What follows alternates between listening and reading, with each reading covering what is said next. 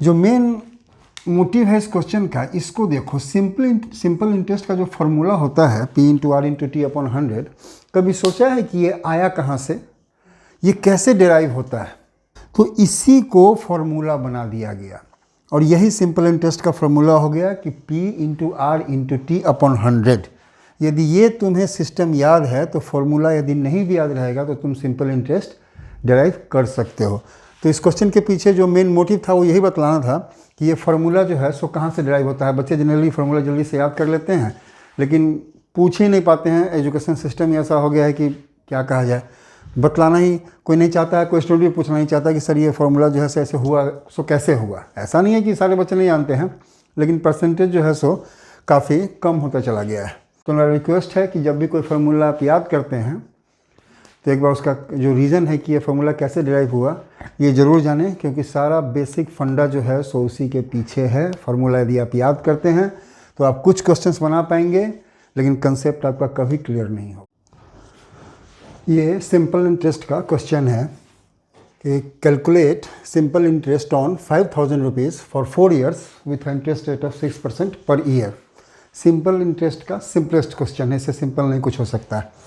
इसमें जो दिया हुआ है, कहने का मतलब ये पूछ रहा है कि 6% यदि 6% प्रतिवर्ष यदि ब्याज दर है तो 5000 रुपये का इंटरेस्ट कितना होगा 4 साल में। ठीक है, अब देखो जो दिया हुआ है वो क्या है, प्रिंसिपल अमाउंट P। ठीक है, यहाँ नहीं, थोड़ा यहाँ लिखो। P जो है वो है ₹5000। ठीक, टाइम भी जो है दिया हुआ है कितना है 4 years, और इंटरेस्ट रेट जो है वो भी स्मॉल आर। ठीक है, स्मॉल आर ये भी दिया हुआ है 6% पर ईयर। सिंपल इंटरेस्ट का फॉर्मूला होता है, सबको जानते हैं उसको। ठीक है, सिंपल इंटरेस्ट का फॉर्मूला होता है क्या है, P into R into T upon 100। ठीक है, जो भी यहाँ हमें चाहिए वो क्वेश्चन में दिया हुआ है। हम इसको पुट करते हैं, देखते हैं क्या आता है। 5000 P, आर है, रेट ऑफ इंटरेस्ट है 6 और टाइम है 4 years अपॉन 100। ये हमारे पास 20 से 20 कैंसिल हो गया।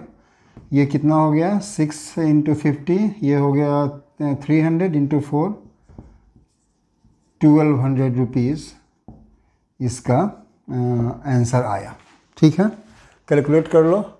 1 साल में देखोगे तो कितना हो गया, 1 साल में 300 होगा, 4 साल में 1200 होगा। ठीक आंसर आया। ठीक है, लेकिन ये क्वेश्चन पूछने के पीछे ये मोटो नहीं था, तो सिंपल क्वेश्चन को भी बता सकता है इसको। जो मेन मोटिव है इस क्वेश्चन का, इसको देखो। सिंपल इंटरेस्ट का जो फॉर्मूला होता है P into R into T upon 100, कभी सोचा है कि ये आया कहाँ से, ये कैसे डिराइव होता है? ठीक है, आज इसी पर हम लोग बस 1 मिनट में इसको डिस्कस कर लेते हैं कि कैसे ये डिराइव होता है।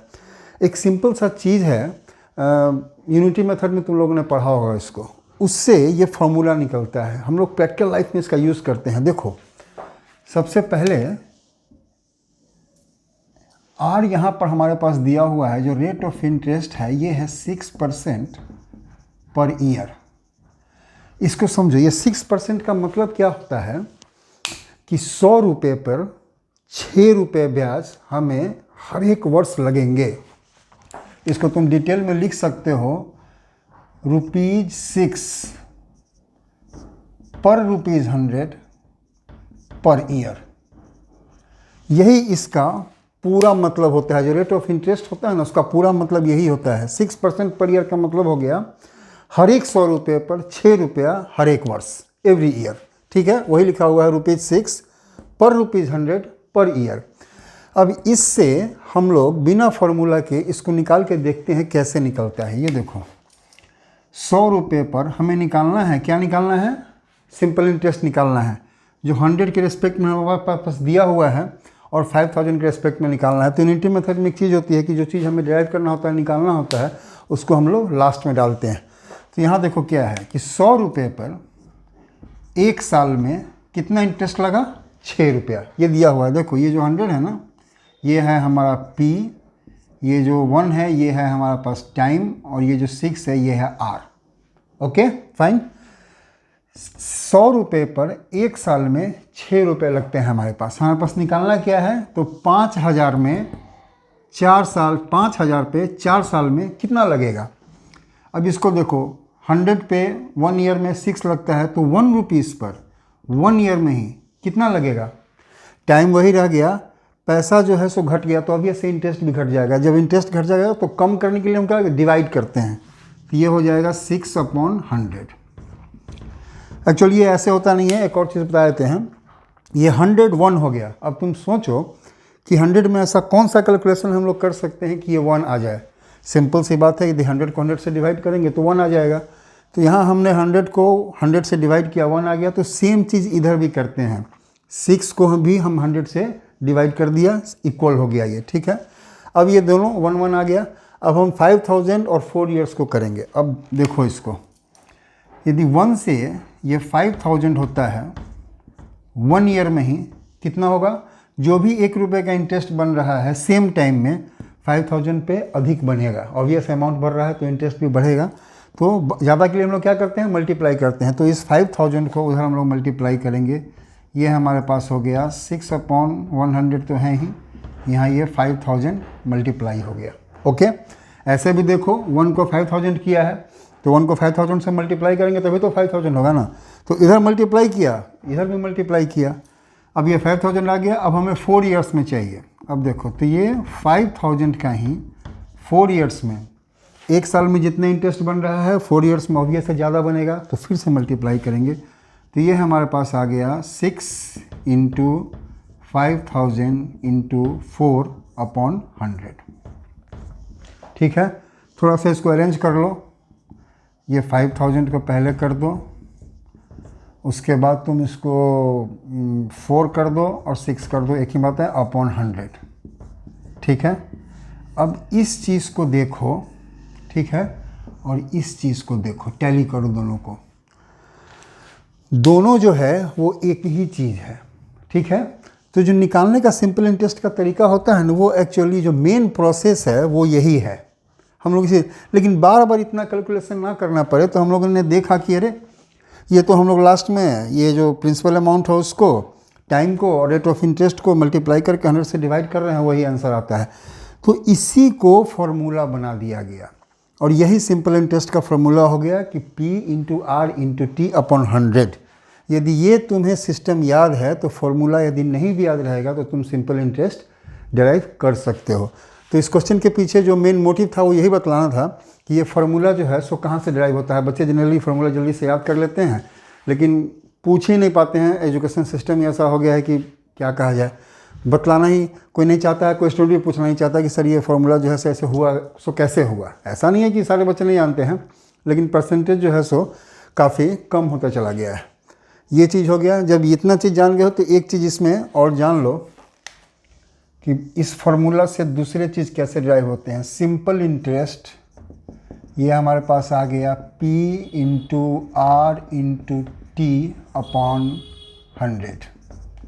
ठीक है, इसी से हम लोग प्रिंसिपल का भी फार्मूला निकाल सकते हैं, रेट का भी फार्मूला निकाल सकते हैं, टाइम का भी है। सिंपल है, ट्रांसपोज करेंगे इधर उधर सारा निकल जाएगा। अब यदि हमें P निकालना है, ठीक है, तो P इधर रख के बाकी सारा चीज़ उधर भेजेंगे तो क्या होगा, 100 इधर डिवीजन में उधर जाके मल्टीप्लाई हो जाएगा। तो सिंपल इंटरेस्ट × 100, ये दोनों इधर मल्टीप्लाई में है तो उधर जाके डिवाइड में आ जाएगा, R/R × T। मतलब प्रिंसिपल अमाउंट हम लोग कैसे निकाल सकते हैं कि सिंपल इंटरेस्ट × 100/R × T। इसी तरह R को भी तुम डिराइव कर सकते हो, सेम चीज़ होगा, ये उधर चला जाएगा तो सिंपल इंटरेस्ट × 100, और R इधर रख लेंगे तो ये दोनों मल्टीप्लिकेशन में है तो इधर डिवाइड हो जाएगा, तो ये हो जाएगा P × T। और लास्ट में हमारे पास बच गया क्या, T, टाइम है। ये भी हम लोग उसी तरह से निकाल सकते हैं, सिंपल इंटरेस्ट × 100/P × R। ठीक है, ये फार्मूला, 3 फार्मूला इधर और 1 फार्मूला उधर। ध्यान देना, जिस तरह से ये सब निकाल रहे हो, इस फार्मूले से भी ये सब निकाला जा सकता है। सिर्फ इसको जो है सो आगे पीछे अरेंज करना होगा। हमें rate of interest simple interest निकालना था, इसलिए हमने सिंपल इंटरेस्ट को सबसे लास्ट में रखा।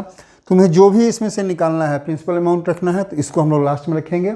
जो दिया हुआ है उसके अकॉर्डिंगली ये सारा देखना लास्ट में, इसी के अकॉर्डिंगली यहाँ पे कैलकुलेशन आएगा। ठीक है, तो मेरा रिक्वेस्ट है कि जब भी कोई फार्मूला आप याद करते हैं तो एक बार उसका जो रीज़न है कि ये फार्मूला कैसे डिराइव हुआ ये ज़रूर जानें, क्योंकि सारा बेसिक फंडा जो है सो उसी के पीछे है। फार्मूला यदि आप याद करते हैं तो आप कुछ क्वेश्चंस बना पाएंगे, लेकिन कंसेप्ट आपका कभी क्लियर नहीं होगा। इसलिए जब भी कोई फार्मूला याद करें तो ये फार्मूला डिराइव कैसे होता है ये ज़रूर जानें, सारा नॉलेज उसी में है।